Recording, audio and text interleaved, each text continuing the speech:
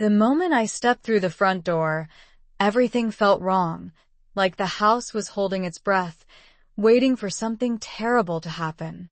My heart pounded as I took in the sight before me. Boxes packed, my belongings shoved into cold, unforgiving piles, and Rachel, my daughter-in-law, standing there with a calm, icy stare that could freeze the sun itself. "This isn't your home anymore," she said, her voice low but deadly certain. My son Tom, the man I raised and loved, just stood silently in the backyard, pretending the broken latch on the fence mattered more than the war raging inside these walls. For a moment, I was invisible, erased from the place I helped build, left with nothing but a purse and a fading sense of belonging. How could a family I loved so deeply turn their backs on me so completely? And what was I willing to do to reclaim what was rightfully mine before it was too late? I'm Evelyn, and this isn't just a story about losing a home. It's about fighting to protect the family that still needs me. For years, I had poured my heart into the house on Maple Street, a place filled with memories of laughter, love, and shared dreams. But after Tom's sudden passing, everything shattered. Rachel's cold takeover was more than just a battle over walls and roofs. It was a fight for my grandchildren's future and the legacy my son left behind. The shock of being cast out by the very people I trusted almost broke me. I spent nights wrapped in an emergency blanket in my car, clutching a faded envelope Tom had given me months before his death, a deed clause quietly affirming that I owned 51% of that house. It was a lifeline in a storm of betrayal, a legal key that unlocked a door back into a home that had been ripped from my grasp. But owning a deed was just the beginning. What followed was a tense, sometimes brutal journey through hidden secrets, silent betrayals, and courtroom battles that tested every ounce of my strength. I learned that survival isn't about revenge. It's about reclaiming dignity, protecting the innocent, and building something stronger out of the ruins. As I faced Rachel's venomous lies and fought for custody of David and Emma, my son's children, I realized this wasn't just about a house.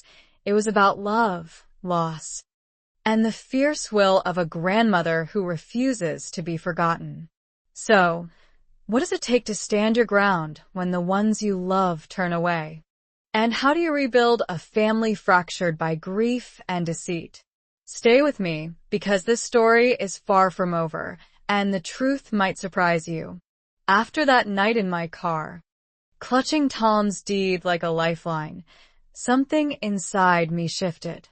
The fog of shock and grief began to clear, replaced by a fierce determination I didn't know I had. This house, the place where we built our family's memories, wasn't just walls and a roof. It was my son's legacy, my grandchildren's refuge, and, now more than ever, my responsibility. I wasn't going to let Rachel erase that so easily. The next morning, I walked into the old law office on Elm Street, a small brick building that smelled faintly of leather and forgotten cases. I met with Mr. Harris, a steady man with kind eyes who had once worked with Tom. When I laid the deed on his desk, his expression softened. "Evelyn," he said, "your husband's will may have passed, but this deed means you have legal rights. You own 51% of the house." Those words were more than legal jargon. They were the first spark of hope in weeks. It meant I could move back in. It meant I could protect David and Emma. But reclaiming the house wasn't going to be simple. Rachel didn't just stand aside. She fought like a cornered animal, locking doors, changing passwords, and acting like the rightful owner of a place that, by law, was partially mine. She even tried to rent out rooms on Airbnb without telling me. Every day was a new battle. Every moment a test of my resolve. But I wasn't just fighting for a house.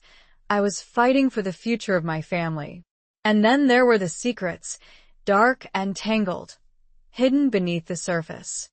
I discovered Rachel's mounting debts, the burner phone she used to hide her affairs, and worst of all, the recordings that revealed her cruelty toward Tom. The man I loved and raised had been drowning silently, poisoned not just by pills and alcohol, but by betrayal from the person he trusted most. Listening to those tapes, I felt a grief so raw it nearly broke me again. But it also steeled my resolve. Tom had left me one final message, recorded in quiet desperation. If anything happens to me, take care of the kids. That wasn't just a request, it was a command. I vowed to fulfill it. The courtroom became our battlefield, where evidence and truth would decide the fate of David and Emma. As Rachel sobbed and protested, the judge listened and ultimately ruled in my favor. Custody was granted, visitation suspended. For the first time in months, I felt the fragile stirrings of peace. But the war had taken its toll. Healing wouldn't come overnight. The house still whispered with memories of laughter and loss, and the children carried their own wounds.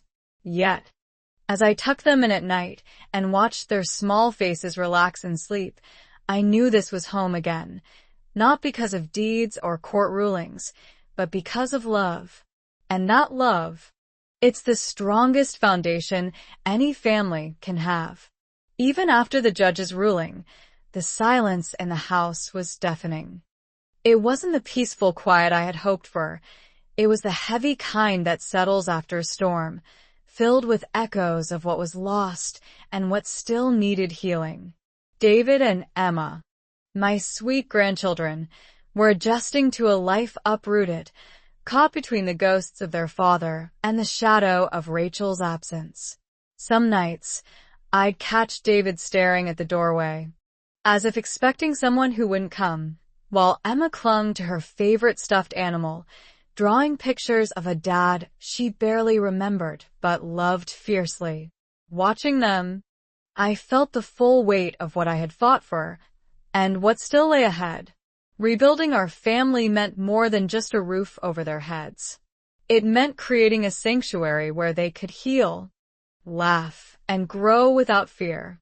I painted the kitchen walls a soft, hopeful yellow, replaced the broken pantry door, and took down the security cameras that once made this place feel like a fortress under siege. The house needed to breathe again, and so did we. Every day, I made breakfast, packed lunches, helped with homework, and read bedtime stories, small acts of love that stitched our lives back together, thread by thread. Yet, beneath the routine, the scars of betrayal and loss remained raw.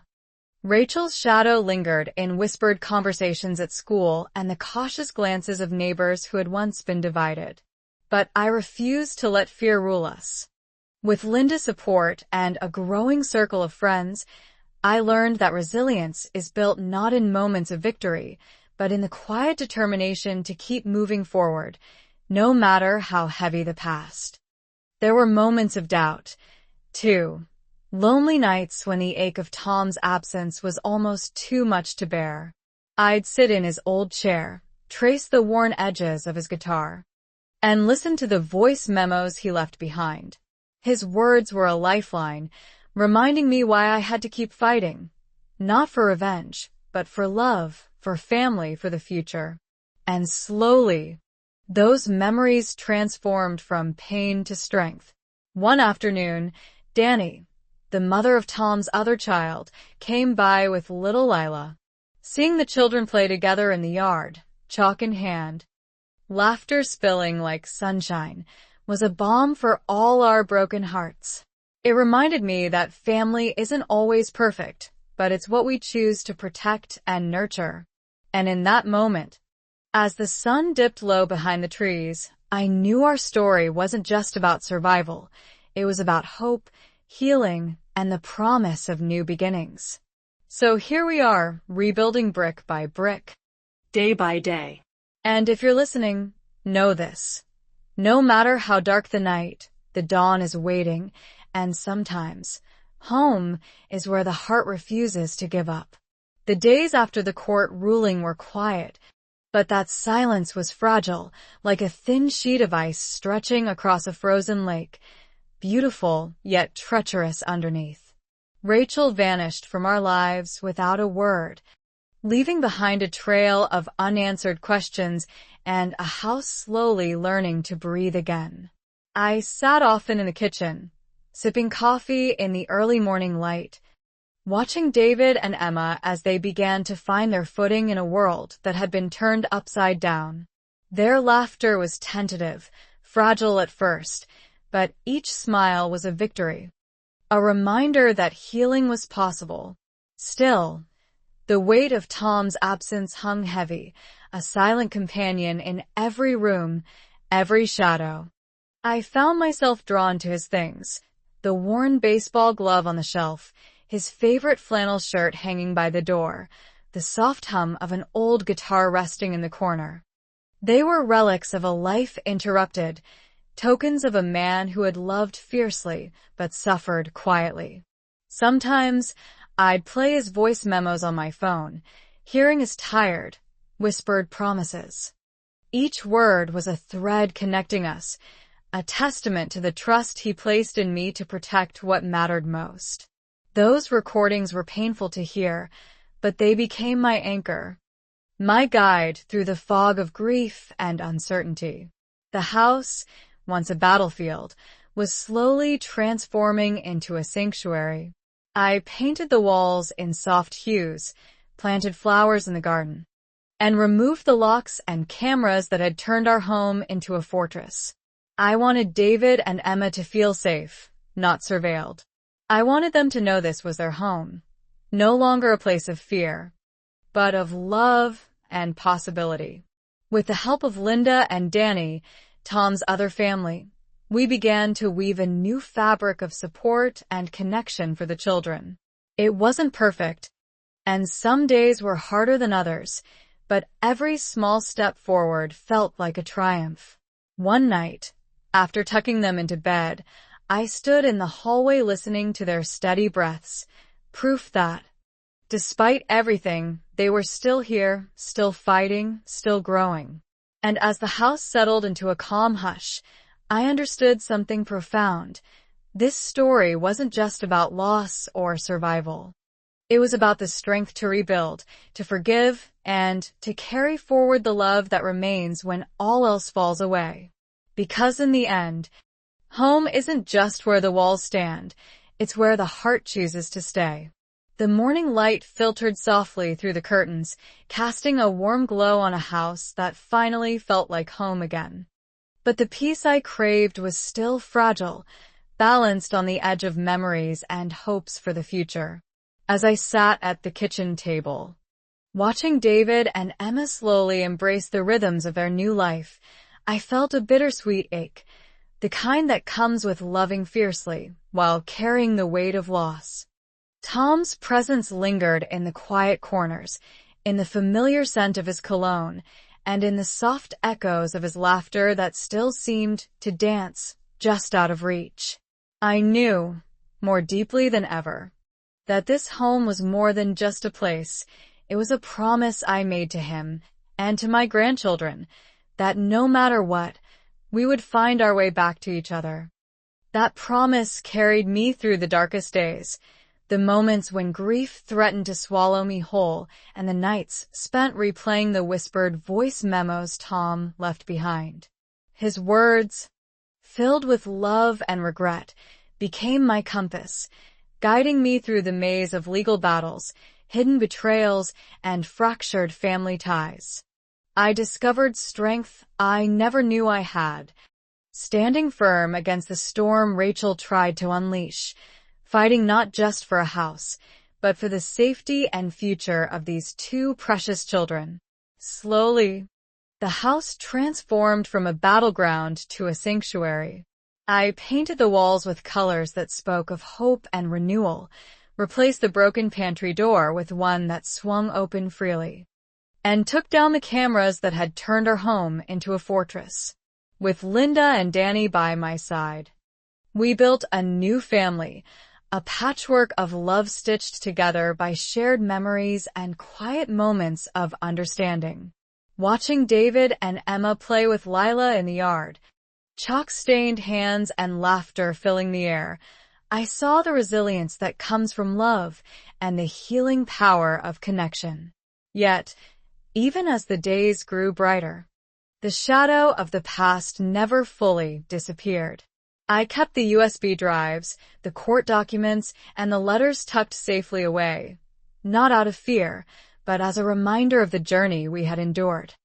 The war was over, but the healing was ongoing, a slow and steady process of rebuilding trust and finding peace. And as I sit here now with my grandchildren asleep just down the hall, I understand that this story isn't about revenge or loss. It's about the strength to stand up when the world tries to push you down, the courage to fight for what matters, and the unbreakable bond of family that holds us together, even when everything else falls away. The day of the hearing arrived with a quiet tension that settled deep in my bones. I woke early, dressed carefully in my best blouse and polished shoes, each step feeling heavier than the last. This wasn't just a court case.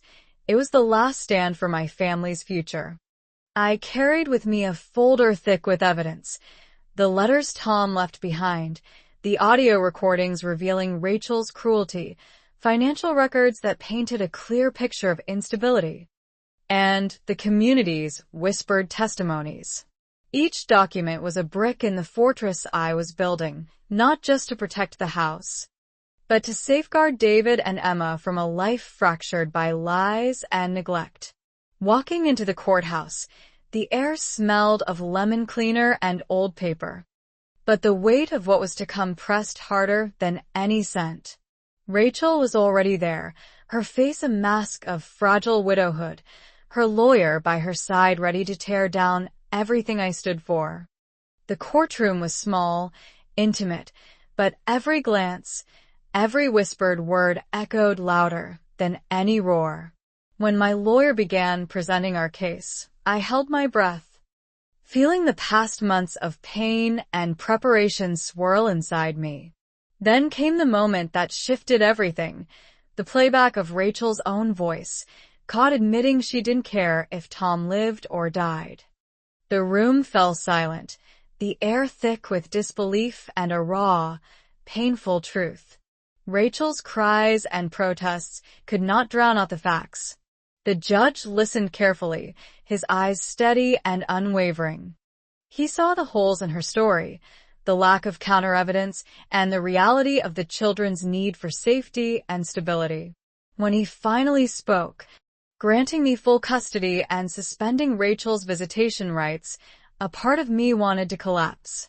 But instead, I stood tall, not out of triumph, but because this victory was about more than me. It was for the children, for Tom, and for the future we deserved. Outside the courthouse, the sky was gray. Soft rain beginning to fall, as if the heavens themselves were weeping with relief and sorrow all at once. I didn't look back as Rachel's screams faded behind me. Instead, I focused on the small hands that slipped into mine, David and Emma's steady grip grounding me in the present. Driving home, their favorite songs filled the car, weaving a fragile thread of normalcy through the shattered pieces of our lives. That night, as I tucked them into bed, I felt the weight of every sacrifice, every tear, and every quiet moment of hope. The battle was over, but the journey to healing was just beginning. And as the house finally settled into a peaceful stillness, I knew this was more than a legal victory. It was the reclaiming of a family's heart, a home rebuilt from pain into love, brick by brick, day by day. The days that followed the judge's ruling felt surreal, like waking from a long nightmare into a fragile dawn. As I walked through the house, now truly ours again, I could feel the weight of the past lifting slowly, replaced by a quiet hope that had been buried beneath so much pain. Every room held memories, some sweet, others sharp with loss, but they were no longer battlegrounds. The children, David and Emma, began to breathe easier, their tentative smiles growing brighter with each passing day. It wasn't just about reclaiming a house. It was about rebuilding a home where laughter could replace silence and safety could drown out fear. I converted the guest room into what we now call Dad's room. A quiet sanctuary filled with Tom's guitar, his favorite flannel hung carefully on a hook, and framed photos that captured moments of joy frozen in time. It wasn't a shrine, but a living memory. A space where the children could feel close to their father even as they learned to live without him. Watching David pick up the guitar strings and Emma carefully place drawings of their dad on the walls reminded me that healing doesn't erase loss, it honors it. It was a delicate balance, but one we were learning to navigate together. Dani, Tom's other child's mother, became a part of this new chapter too. She and little Lila visited often, the children playing side by side, chalk-stained hands and shared laughter filling the yard. Our conversations with Dani were filled with hope and careful plans for shared custody, a testament to the fact that family can be complicated but still rooted in love and respect. We were weaving new bonds, creating a network of support that promised the children a future not defined by the past, but shaped by care and connection. Of course, the scars from Rachel's betrayal didn't vanish overnight. There were still days when David barely spoke, retreating into himself, and nights when Emma's drawings spoke louder than her words. But those moments were met with patience and love, the slow work of rebuilding trust and safety. I kept the evidence tucked away, not as a burden, but as a reminder of the strength it took to get here, a silent witness to a fight won not with anger, but with unwavering love. And every morning, as I stand on the porch with a cup of coffee, watching the neighborhood come alive with the hum of everyday life, I feel a profound gratitude.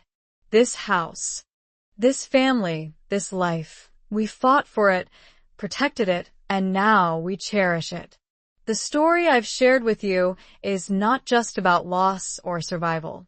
It's about the power of resilience, the promise of new beginnings, and the unbreakable bonds that hold us together, even when everything else falls away. Because, in the end, home is not just a place. It's where the heart chooses to stay.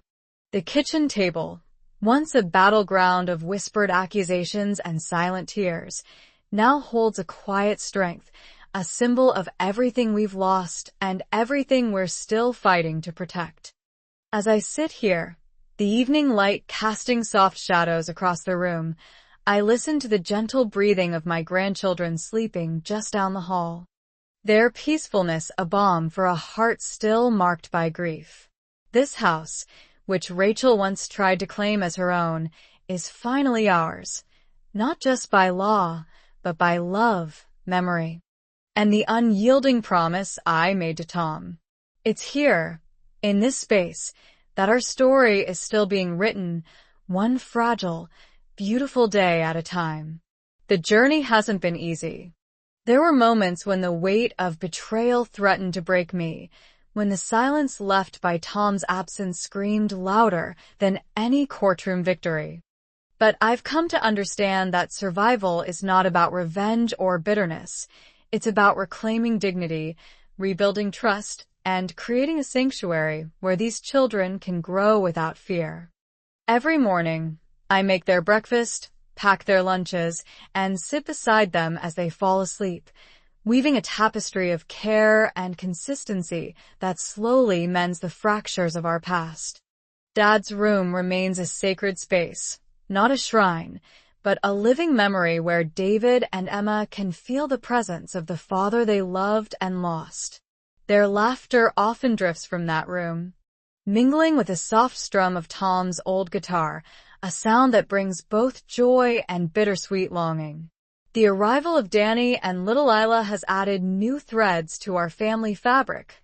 Complicated, yes, but filled with love and the hope of shared healing. Watching the children play together, chalk-stained hands and wide smiles, reminds me that family isn't defined by perfection, but by the bonds we choose to nurture. Rachel's shadow still lingers, but it no longer holds power over us. I keep the evidence safely tucked away, not as a weapon, but as a reminder of how far we've come, a testament to resilience in the face of darkness.